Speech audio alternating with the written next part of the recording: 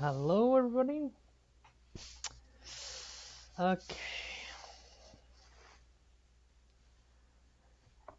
so I intend to read this novel on Twitch. Okay, so first I must go through a few caveats. Number one, I am an asthmatic, so you will probably hear my breathing from time to time, and me take deep breaths because of it. I need to I need to get my lungs stronger. Second caveat: English is my second language. It's not my first one. Though I do read a lot more in English than I do in Spanish. And third caveat, come on, show me all the novels. Where is it? The third caveat is that, as you can see, we have a green and black square. So whenever I am reading and I think I'm doing fine, you're gonna see the green square. If I just start talking like I am right now, then I'm gonna change to the red square.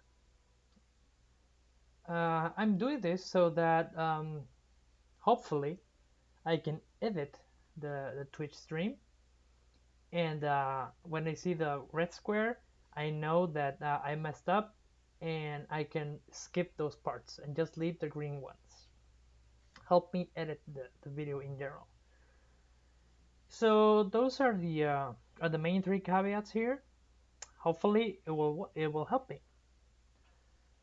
So I'm going to be reading Combatants Will Be Dispatched. I don't know if you can see it here. Oh, I'm doing to the light. Well, I have the lights on, so maybe you can't really see it very well. On the Kindle Oasis 3, which is Gen 10. Well, in general, it's Generation 10, but for the Oasis, it's Generation 3. So, so here it goes, and let's go with green. I have to get used to that. We're gonna start with the prologue. Okay. Would you mind telling me again where you're from? Japan, Nippon, Nihon, Japan?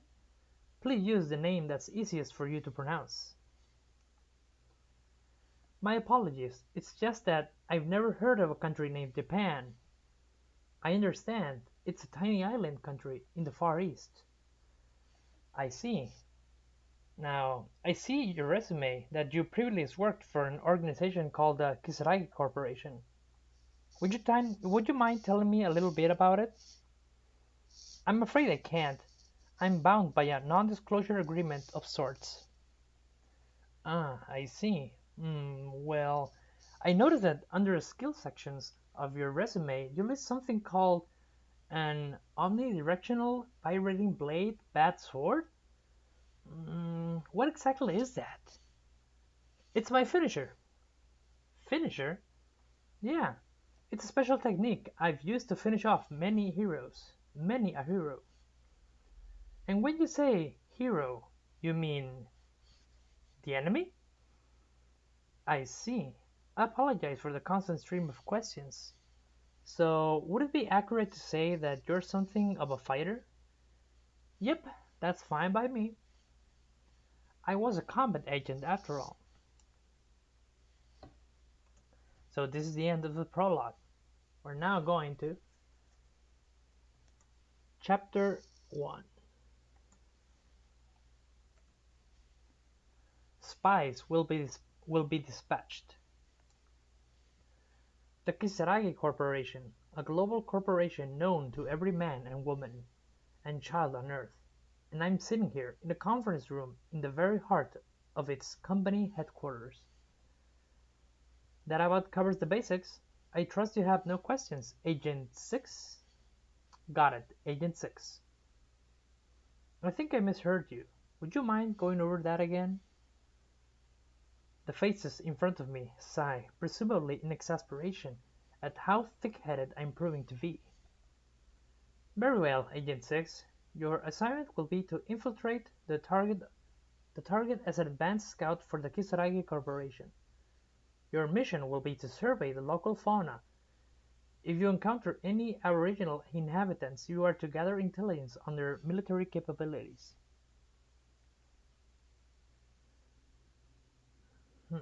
Your overall objective will be to assess whether the target has the resources and territory with sufficient strategic value to justify an invasion. I see. The mission makes perfect sense. It's something I've done countless times before. Your target will be an alien world. You got that? Yeah, you got that? No, I can't. I can't say I do. I immediately reply, and the expression of the pair in front of me sour in puzzlement. The first is Astaroth, the Ice Queen, a slender woman with hip-length black hair that shimmers like obsidian. She possesses an ethereal, otherworldly beauty that inspires fear more than anything else. The other is Belial, the Great Flame, a flame-haired bombshell. She dresses in an outfit that leaves little to the imagination. The Ice Queen and the Great Flame both have a preference for skimpy clothing and share a hobby of using their unique titles in daily conversation. Astaroth the Ice Queen lets out another sigh, preparing to describe my assignment for the third time in as many minutes. Just what is it that you fail to grasp here, Agent 6? There's nothing about this mission that should cause you any confusion. All I'm telling you to do is to infiltrate the target as a spy. I notice Belial, the Great Flame, nodding along in agreement. I understand the mission, but you keep losing me at the alien world part. Look, I've learned to play along with your cosplay outfits and corny titles, but I gotta admit, a pair of grown women going on about alien worlds is a bit much, even for me. How dare you call our uniforms cosplay outfits? Tacky? Agent 6, is that how you've thought of us all this time? The pair in front of me flush and become noticeably more animated. Well, I mean, I'm not exactly rare for the two of you to make statements that are a bit out there, but you're breaking new ground today. Have you been watching too much of those isekai anime about people being reincarnated in other worlds? Silence! That is enough of your impudence. You are aware that we, the Kisaragi Corporation, are nearing our goal of world domination, correct? Well, yes, of course. I try not to notice the bulging vein on Astaroth's forehead as she patiently resumes her explanation. World domination. For the Kisaragi Corporation, this doesn't refer to dominating a particular industry or market. And Kisaragi happily describes itself as an evil secret society on about on the About Us page. The corporation's primary business is the planning and execution of evil schemes. As for me, well, I started working here as a combat agent while in high school. Soon after they hired me, they cut me open and installed some weird body enhancements, making me a glorified errand boy, a role I've been stuck in ever since. Ordinarily, you expect a corporation to retain plausible deniability about aiming for world domination, but we became so big that we stopped trying to keep it a secret a long time ago. We're now a multinational criminal organization, focusing on mayhem, death, destruction, and plunder.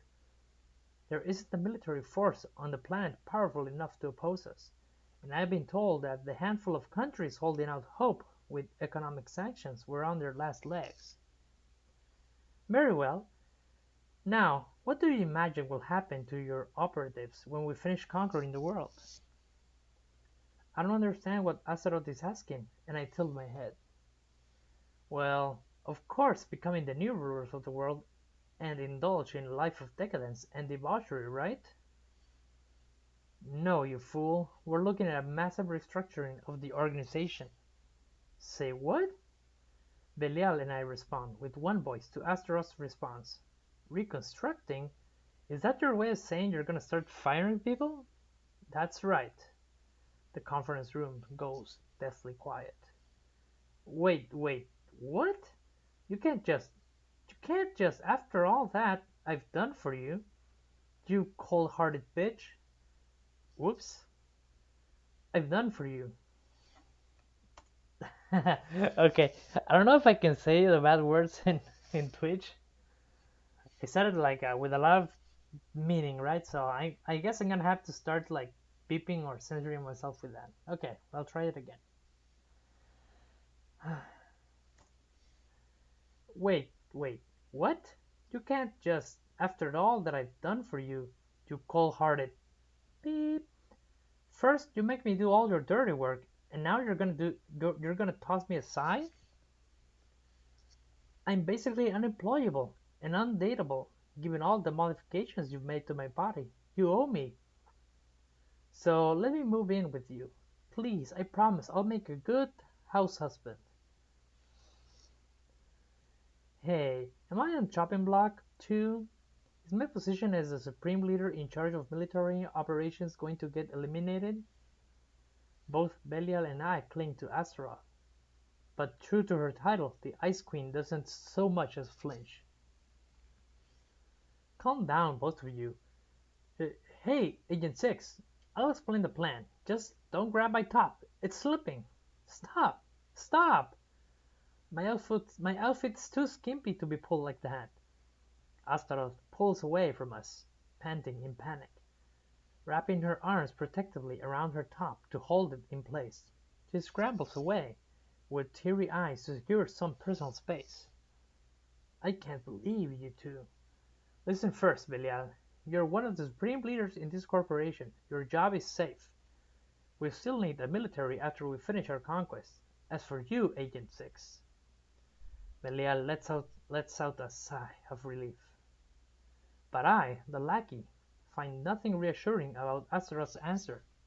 As if reading my mind, Astaroth shifts her gaze to me. Unlike Belial, you're just one soldier in our great army.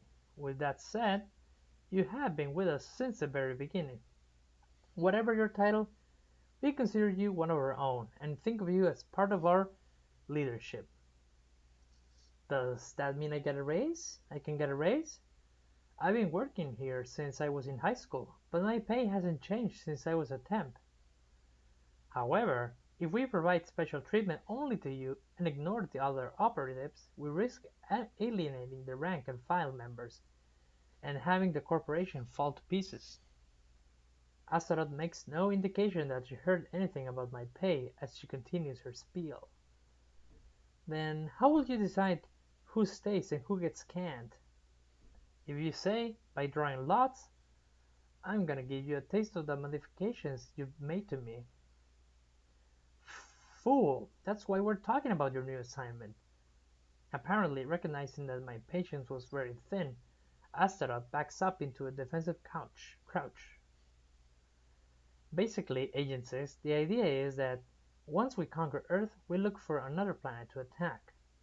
The layoffs were new, but we've been discussing our new target for a while. For a while now. We have to govern what we've conquered, and without a war on, there's no money to spend on an excessive military. Belial adds next to Astaroth. So that's why you're going on about alien worlds, but we don't have the technology to get there. If we had that kind of tech, I'd have fled to the planet of big breasted beauties by now. We have to start by getting people to Mars or Venus.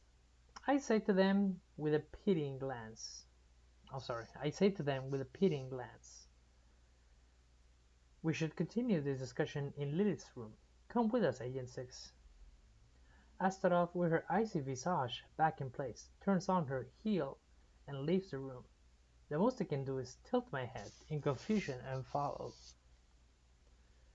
The third of Kisaragi's three supreme leaders is Lilith the Black. Her lair at Kisaragi headquarters, a research laboratory, is always filled with machinery with no clear purpose. Yet today my eye catches a new object in the center of the room. Agent 6, Do you know what this is? Astaroth asked, waving her palm towards a jumble of large technological equipment attached to a great glass pod. It looks like a teleporter straight out of a sci-fi movie. As soon as the observation leaves my mouth, I hear the lab owner call out in reply, "A keen observation, Agent 6. You're certainly sharp for a meathead." The harsh appraiser of my intellect is a beautiful young woman, with dark hair in a bowl cut and dressed in a white lab coat.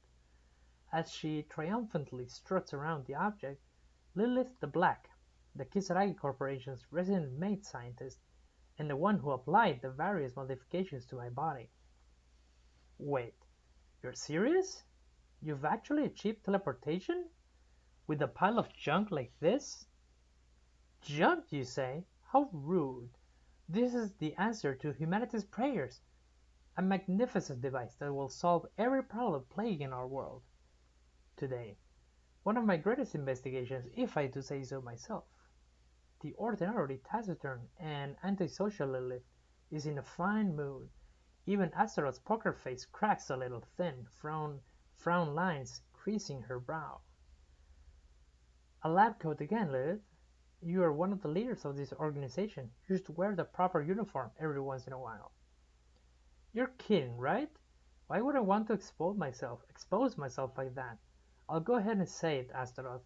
You and Belia look like you're auditioning for a cosplay porno. Uh, okay, so far so good. I can't I can't show you guys the image, but okay, yeah, definitely, yeah, they do kind of look like cosplay, and the one with the coat looks better. Okay, continuing on. Oh, good, I'm not the only one who thought so. I comment. What? It appears this observation is news to Astaroth and Belial, who freeze in place, which, honestly, is the least of my concerns right now. So, this is an actual working teleporter? That's one hell of an invention. I figured the people in the organization calling you the world's greatest scientist were just sucking up to you. Your lab always did seem like a black hole that just ate up our budget. I I see that you're still not afraid to voice your opinion.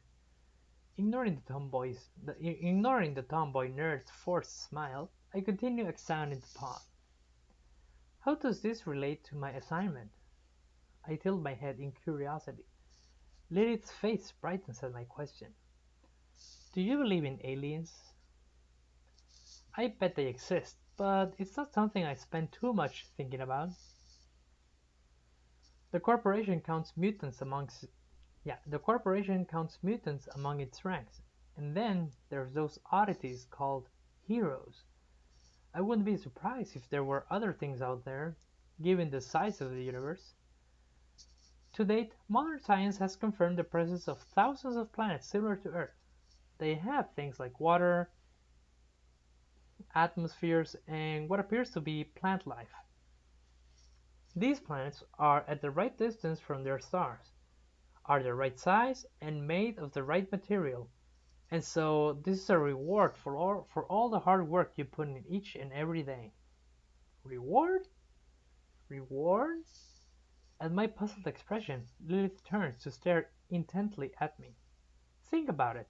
There is literally an astronomical number of stars in this universe. Billions of stars with planets like Earth. There are so many worlds that counting them is a waste of time. Lilith grows more reverential and animated, sweeping her arms outward in a grand gesture as she continues her sermon. And with these infinite worlds come infinite possibilities.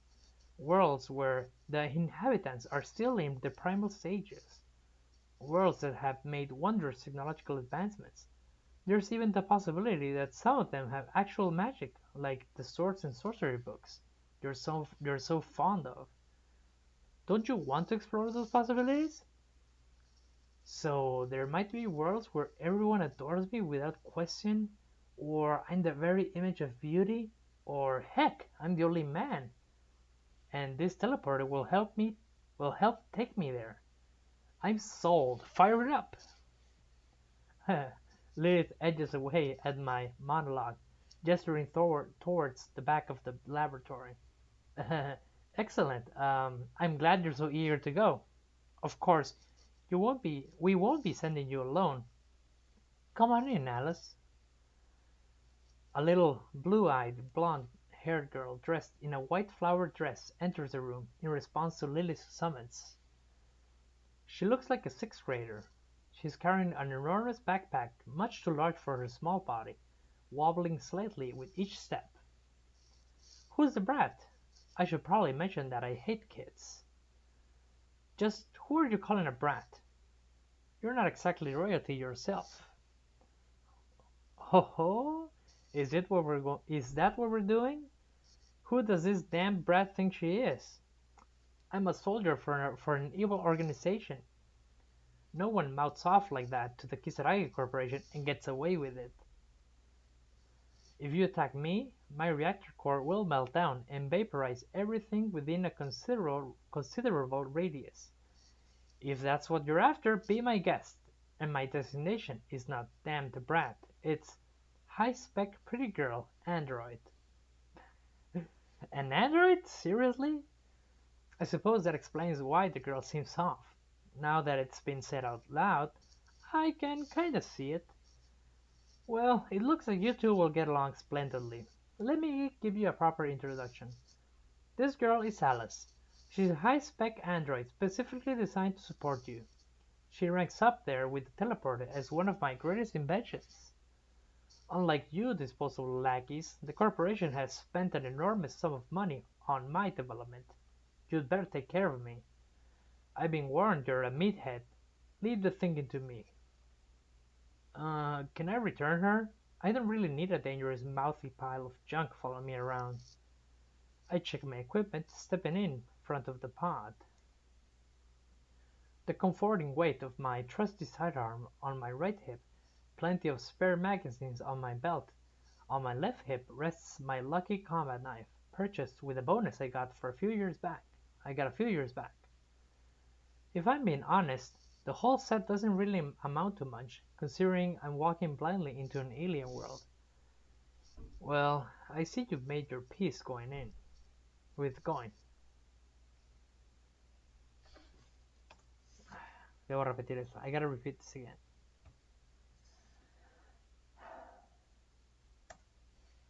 Well, I see you've made your peace with going. Astaroth has recovered from the shock of being called a cosplay porn star, and her eyes expression has been replaced with a gentle smile. It's a smile that charmed me into signing up with a shady company calling itself an evil organization after that complete con of a recruiting poster tricked me into applying. That was a long sentence. The smile that convinced me it was worth it to participate in evil schemes and take on the entire world. I'll go. I mean, I'm the one you chose of all the corporation's combat agents to represent Kisaragi in this new world, right? Astaroth, of course, backs me up enthusiastically. Enthusiastically? Uh, of course. Most certainly. There's no one else we could trust with such an important assignment. Wait, how did you pick who to send, Belial? How did you choose the scouting party? I asked Belial, still sulking in the corner rather than the unconvincing Astaroth. They're not skanky. The Supreme Leader outfits are skanky. Sorry, the Supreme Leader's outfits aren't skanky, hmm? The scouting party? Astaroth rolled a die. We're counting on you, Agent 6. Now go on. There's not a moment to waste. Astaroth interrupts Belial and shoves me towards the pod. When I get back, I'm going to demand the Supreme Leader level salary. Just you wait. Oh yes, I almost forgot. If you need any weapons or other supplies, write down the request and send it with this mini teleporter. The chips we've implanted in you, and Alice will let us know your coordinates. Lilith gives me what I assume is supposed to be a reassuring smile, then hands Alice and me a pair of devices resembling wristwatches. Well, that takes care of my concerns about equipment. So long as I have access to Kisaragi Corporation equipment, it really doesn't matter where they end up sending me. The mouthy pile of junk follows me into the pod. What was your name again? Alice? You mentioned your reactor might melt down if you get hit. You sure you can handle this? I can't have you blowing up on me. Isn't it the dream of every evil minion to self-destruct and take the enemy with them? Don't worry. Don't worry yourself. Evidently, I was built to support you, so you ending up dead is out of the question. I'll make sure to pick the right time and place to explode. That's not reassuring. I'd rather she not self-destruct at all. Agent 6, Astaroth calls to me, with the cold expression worthy of her title, which is quickly replaced by a look of concern. Well, you've been with us since you were still in school, as I mentioned earlier. I consider you to be one of this organization's supreme leaders. It's true. This is hardly the place or time for this. It's true that I started working here as a part-timer back in the first year of high school. It didn't take long for us to conquer half the world. One minute we were facing off against various militaries, the next we had spandex-clad weirdos calling themselves heroes coming after us. We even faced off against a giant robot made of smaller interlocking robots, which was a big waste of technology as I've ever seen. This whole situation has been utterly ridiculous and terrifyingly dangerous. I've lost count of the times I've threatened to quit, but still, I've enjoyed my time with everyone here at the corporation. I'm even looking forward to this next assignment, in spite of everything. I can't promise I'll come back safely, but I'll do my best not to disappoint you. When I do get back, would you mind giving me a decent raise? You fool! That's where you're supposed that's where you're supposed to swear you'll make it back home. Okay, let me try that again. I didn't quite catch it the first time. You fool! That's where you're supposed to swear you'll make it back home. The three of us will be waiting to welcome you home. In fact, when you get back, we'll promote you to the fourth Supreme Leader. The fourth Supreme Leaders? Or perhaps the Elite Four has a good ring to it. Astaroth's lip curled in a daring smile at my reminiscing. I don't have the heart to tell her that, at nearly 20 years of age, I'm a bit too old to call myself a member of something like the Elite Four. Sigh. I wish I could go. You're so lucky, Agent 6. I should have sneaked in. The way to die. Way to die? Belial, you were on the list of candidates? Belial laughs, as though my question was particularly absurd. Of course, Astra would go on.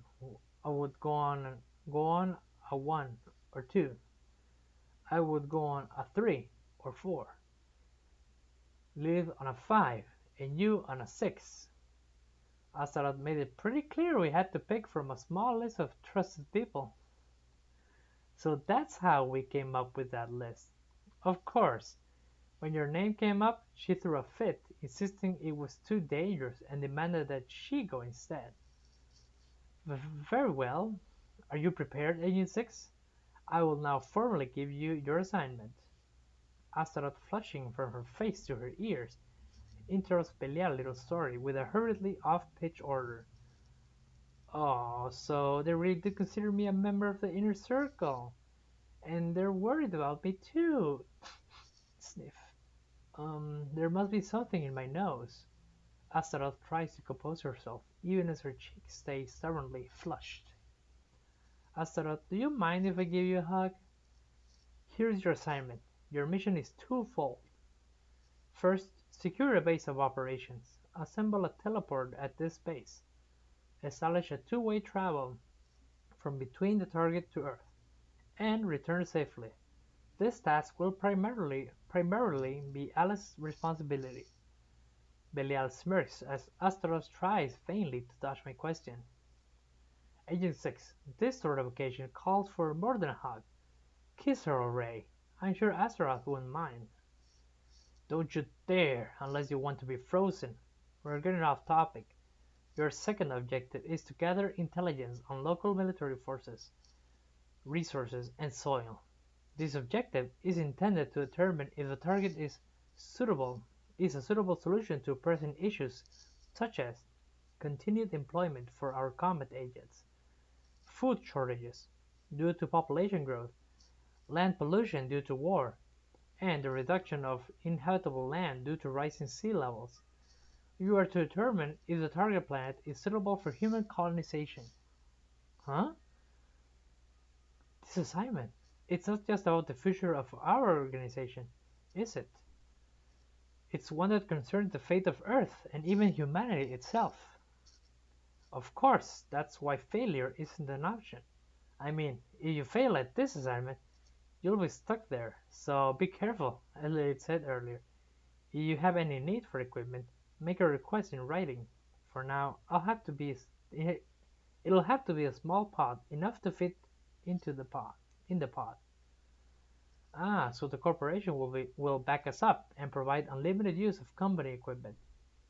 Also, make sure to send the progress report at least once a week. Let me know how you're doing, alright? That smile again. Before I can throw my arms around her, Astaroth kicks me into the pod. Alright then, all set? With Alice and me inside the pod, Lilith goes through the final preparations.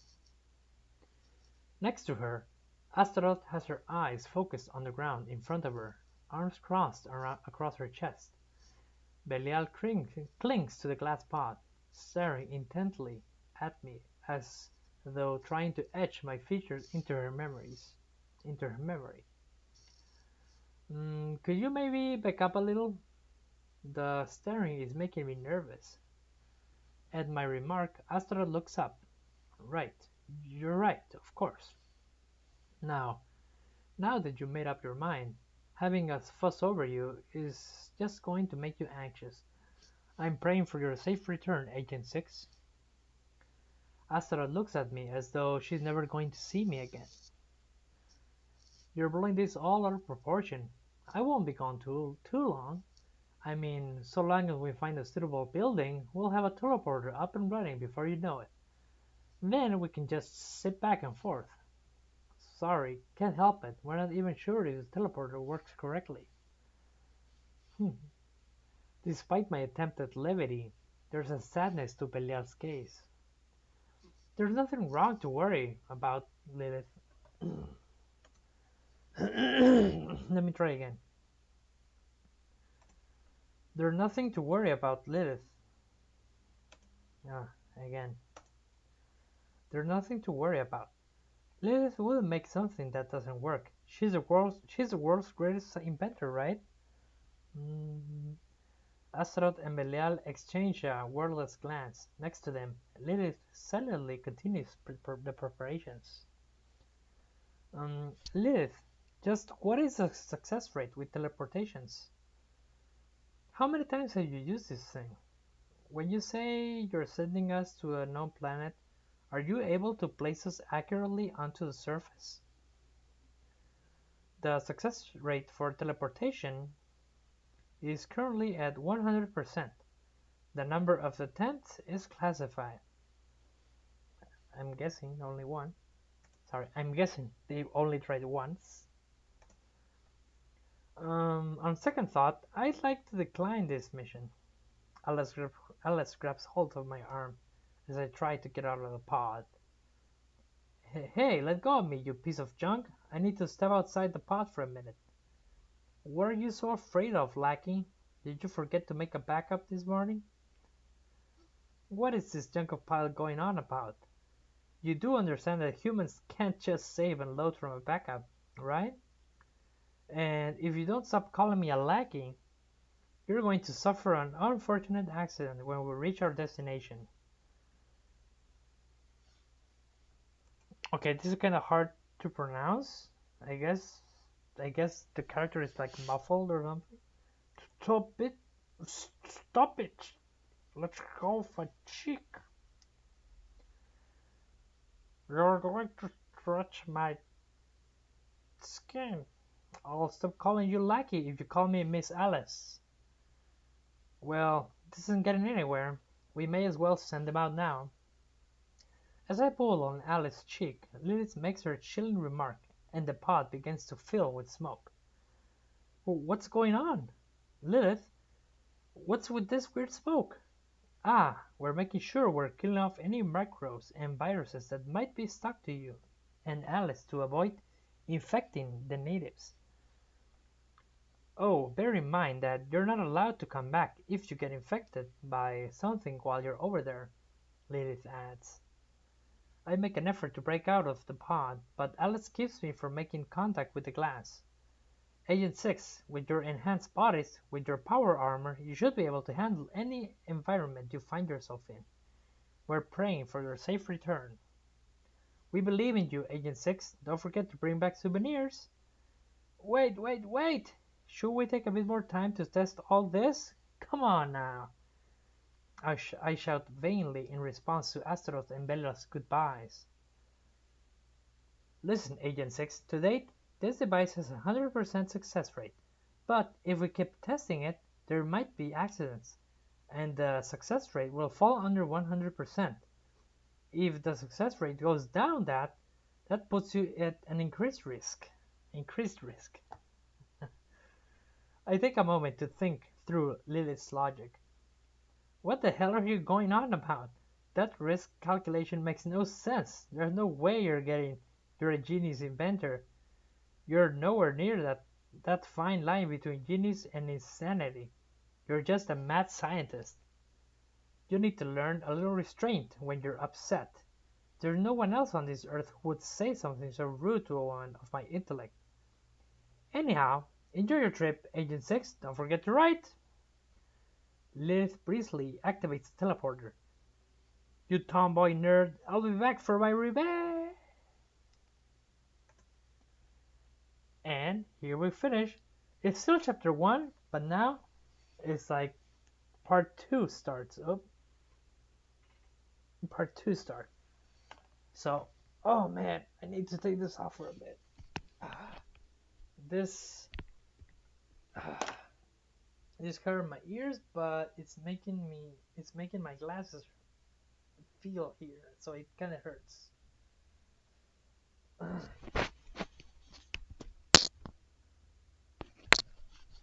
So, just a quick notice, right now we are at 9% of the book.